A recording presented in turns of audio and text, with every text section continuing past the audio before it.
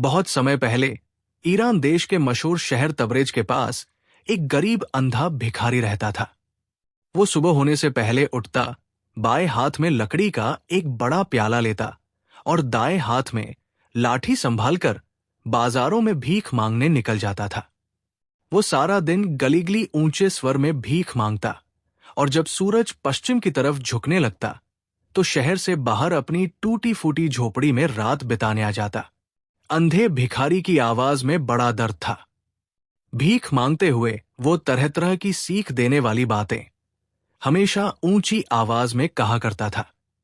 ये बातें उन लोगों के दिल पर बहुत असर करती थी जिनके दरवाजों पर भिखारी रोज भीख मांगने जाया करता था। कभी वो कहता, लोगों को घमंड नहीं करना चाहिए। घमंड का सिर हमेशा नीचा होता है। जिसने घमंड किया वो दुनिया में भी अपमानित और बदनाम हुआ और परलोक में भी अपमानित और बदनाम होगा। ऐसे लोगों को न्याय और ईमानदारी से काम लेना चाहिए। याद रखो, जो दूसरों को धोखा देता है भगवान उससे सब कुछ छीन लेता है। लोगों, मुझे देखो, कभी मैं भी तुम्हारी तरह आंखों वाला था। कभी इस शहर में भी मेरी बड़ी इज्जत थी, लेकिन आज अपने पापों की सजा पा रहा हूं। भगवान के लिए कभी किसी को धोखा मत दो। इस तरह की आवाजें लगाता हुआ एक दिन सुबह वो शहर की गलियों में घूम रहा था कि एक अमीर आदमी ने उससे कहा, बाबा, मैं तुम्हें बहुत समय से देख रहा हूं और जो आवाजें तुम लगाते हो वो भी सुनता हूं। ऐसा लगता है कि तुमने बड़ी मुसीबतें झेली हैं, जिंदगी में बहुत सी कठिनाइयां देखी है। आओ, आज मेरे पास बैठो और अपनी कहानी सुनाओ। चिंता मत करो, जितनी भीख तुम्हें दिन भर घूमने के बाद शहर से मिलती है वो मैं तुम्हें दूंगा। शर्त सिर्फ ये है कि अपनी दुख भरी कहानी सच सुनाना। अंधे भिखारी ने अपनी लाठी और भीख मांगने का प्याला जमीन पर रख दिया और उस नेक दिल अमीर आदमी को दुआएं देते हुए बोला, भगवान तुम्हें खुश रखे। मेरी कहानी सुनकर क्या करोगे? बस जो मैं कहा करता हूं उसी पर अमल करते जाओ।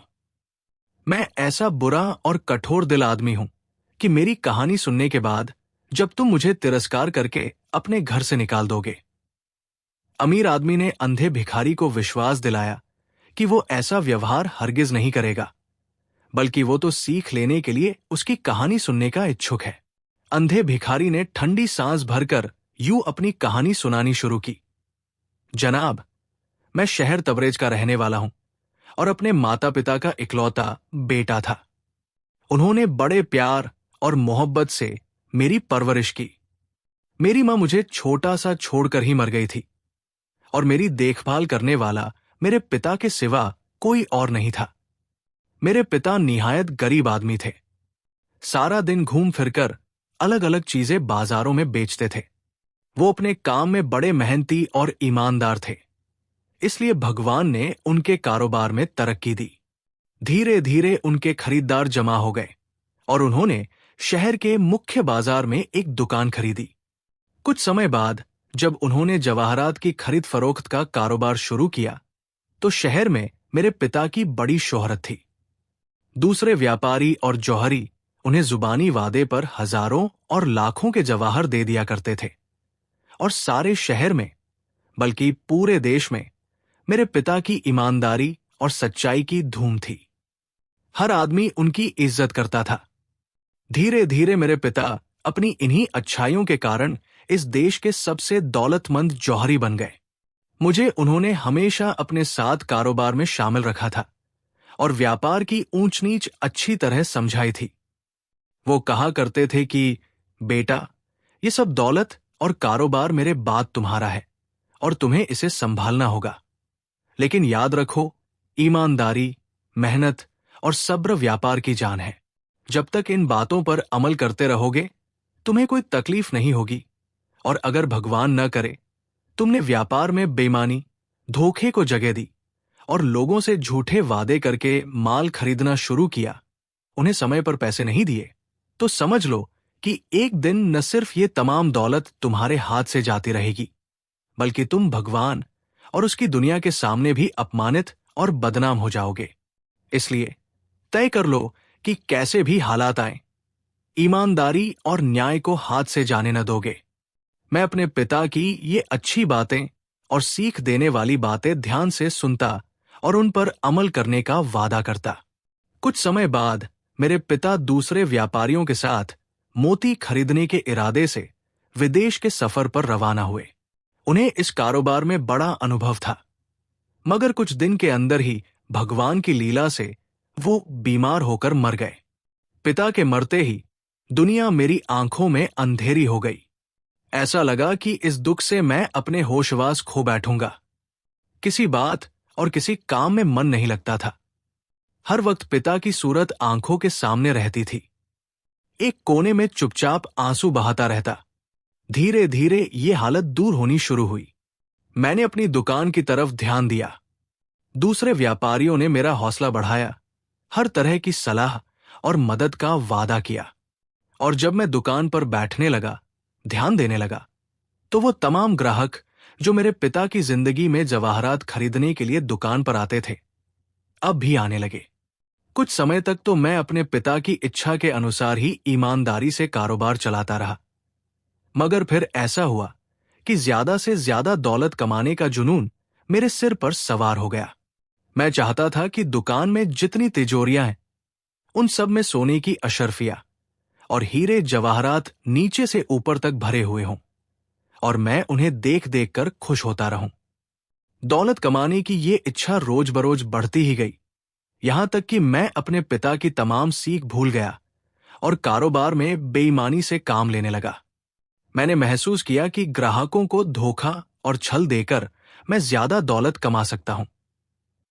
कभी कभी मेरा मन मुझे कोसता था कि मुझे ये हरकत नहीं करनी चाहिए, लेकिन जैसे जैसे दौलत के खजाने मेरे पास जमा होते गए, मन ने कोसना छोड़ दिया। अब मैं धल्ले से लोगों को लूटकर अपनी तिजोरियां भरने लगा। एक दिन मैं अपनी दुकान खोलकर बैठा ही था कि एक आदमी आया। उसका पहनावा सादा और फटा हुआ था। चेहरे पर दुख और गम के निशान थे। उसने आते ही मुझे नमस्ते किया और देखने लगा। मैं समझा कोई भिखारी है। सुबह सुबह भिखारी को देखकर मेरे तन बदन में आग लग गई। मुझे गुस्सा आ गया और मैंने उसे डांट कर भगाना चाहा, लेकिन उसने आंखों में आंसू भरकर कहा, जनाब, मैं भिखारी या मांगने वाला नहीं हूं। कभी मेरा शुमार भी अपने शहर के अच्छे लोगों में हुआ करता था, लेकिन बदकिस्मती से हालात ऐसे खराब हुए कि भूखे रहने तक नौबत आ गई। अब मजबूर होकर मैं अपनी बची खुची दौलत का आखिरी हिस्सा लेकर बाजार आया हूं। ये कहकर उसने अपनी छोटी पोटली में से एक बहुत कीमती लाल निकालकर मेरे सामने रख दिया। बचपन से लेकर जवान होने तक मैंने एक से एक कीमती हीरे और जवाहरात देखे थे, लेकिन उस जैसा कीमती लाल कभी नजर नहीं आया था। ऐसा दुर्लभ रत्न तो बादशाहों के खजाने में हुआ करता है। इस लाल को देखकर दिल में तो लालच बहुत हुआ, मगर चालाकी से काम लेकर यूं ही बेपरवाही से उसे देखा और माथे पर बल डालकर बोला, अरे ये क्या उठा लाए हो? इसमें क्या खास बात है? इसमें कोई खास बात तो है नहीं, फिर भी बोलो क्या दे दूं इसका? उसने निराशा भरी नजर से देखा और बोला, जनाब, आप ही शहर के सबसे बड़े जौहरी हैं, और ये सोचकर मैं आपकी दुकान पर आया था कि इस कीमती पत्थर की सही सी कीमत आप मुझे बताएंगे। यकीन कीजिए, मेरे पास जितने भी कीमती जवाहरात थे, यही उनमें सबसे बेमिसाल है, और आप फरमाते हैं कि इसमें कोई खास बात ही नहीं है।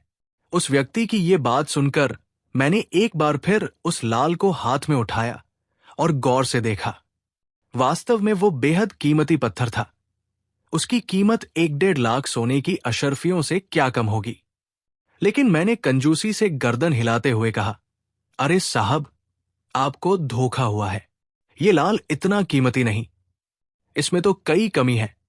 शायद आपने उन पर गौर नहीं किया। पहली कमी तो यह है कि इसका रंग एक जैसा नहीं, कहीं से हल्का है और कहीं से गहरा। फिर वजन भी कुछ खास नहीं, ज्यादा नहीं है वजन। और सबसे बड़ा दोष है कि इसके बीच में एक दाग है। अगर ये इसमें न होते तो ये लाखों की कीमत का होता। अब तो इसकी कीमत कुछ 100 सिक्कों से ज्यादा नहीं। ये कहकर मैंने लाल उसके सामने रख दिया और बेपरवाही से दूसरे कामों में यूं व्यस्त हो गया जैसे मुझे उस लाल की कोई परवाह नहीं है। हालांकि अंदर से मेरे दिल में बड़ी घबराहट मच रही थी कि ये शख्स लाल को उठाकर किसी दूसरे जौहरी की दुकान पर न चला जाए। मगर मालूम होता है वो बहुत मजबूरी के हाथों परेशान था। तभी उसने दुखी आवाज में कहा, अच्छा जनाब, जो आप फरमाते हैं वही ठीक होगा, मगर इस वक्त तो ये लाल मुझे खरीद लीजिए, ये आपका बड़ा एहसान होगा मुझ पर। उसकी बात सुनकर मैं समझ गया कि शिकार फंस चुका है और ये अपना कीमती लाल मेरे हाथों बेच डालेगा। मैंने हमदर्दी बनकर कहा, अरे मियां, इसमें एहसान की क्या बात है? जो कीमत मुझसे हो सकती है वो करने के लिए तैयार हूं। फरमाइए, इसके कितने पैसे दे दूं? अजी जनाब, अब मैं अपने मुंह से क्या कहूं? जो कीमत आप उचित समझें वो दीजिए, उसने कहा था। पहले तो मैंने सोचा कि उसे 1000 सिक्के दे दूं, लेकिन फिर मुझे बेईमानी ने उकसाया कि 1000 देना तो बहुत ज्यादा है। अगर हो सके तो 20 सिक्के देकर ये लाल तुरंत ले लूं। मैं अच्छी तरह जानता था कि 20 सिक्के में तो एक मामूली मोती भी नहीं मिलता, और ये इतना बेशकीमत लाल, जिसकी कीमत कम से कम 1 लाख सोने की अशर्फियों थी। मैंने संदूक खोलकर 20 सिक्कों के सिक्के निकाले और उसे उसके हाथ में दे दिए। उसने हैरत और अचरज से पहले उन 20 सिक्कों को देखा, फिर मेरी तरफ देखने लगा। जनाब आली, क्या सिर्फ 20 सिक्के? उसने हैरानी से पूछा। हाँ, इस लाल की कीमत सिर्फ 20 सिक्के है, और अगर तू कहे तो सारी दुकान तो मैं दे दूंगा। मैंने नाराज होकर कहा था, अगर ये कीमत मंजूर नहीं तो जाओ भाई, रास्ता नापो। कहां से आ जाते हैं सुबह सुबह परेशान करने के लिए। वो कोई बहुत ही शरीफ और स्वाभिमानी आदमी था। उसने एक ठंडी आह भरी, मुझे नमस्ते किया और 20 सिक्कों की मामूली रकम वसूल करके चला गया।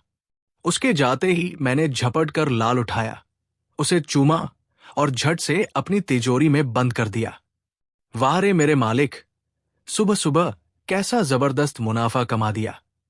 अब मैं इसी लाल के बदले 1.5 लाख सोने की अशर्फियां बड़ी आसानी से जब चाहूं हासिल कर सकता हूं। उसके 2 दिन बाद की बात है। मैं अपनी दुकान पर आया। उस वक्त सारा बाजार बंद था।